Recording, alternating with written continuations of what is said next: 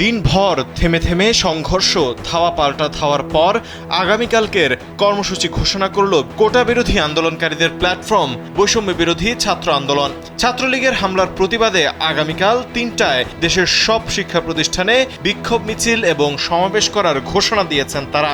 সোমবার রাত ৯টার পর ঢাকা বিশ্ববিদ্যালয়ের দোয়েল চত্বরে কোটা বিরোধী আন্দোলনের অন্যতম সমন্বয়ক নাহিদুল ইসলাম এই কর্মসূচির ঘোষণা দেন।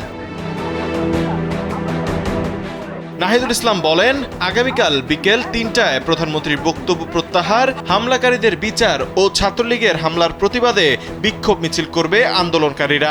এ সময় পরিকল্পিতভাবে ছাত্রলীগ শিক্ষার্থীদের উপর নৃশংস হামলা চালিয়েছে বলে দাবি করা হয়। ২৫০টিরও বেশি ডিজাইন অপশন নিয়ে ওয়ালটন স্মার্ট ফ্রিজ, বোঝে আপনার প্রয়োজন।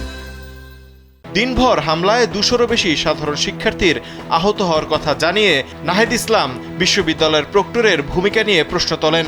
তিনি দাবি করেন, আন্দোলনকারীদের ওপর ছাত্রলীগ ও বহিরাগতদের হামলায় প্রক্টর নীরব ভূমিকা রেখেছেন। এ সময় তার পদত্যাগের দাবি তোলা হয়।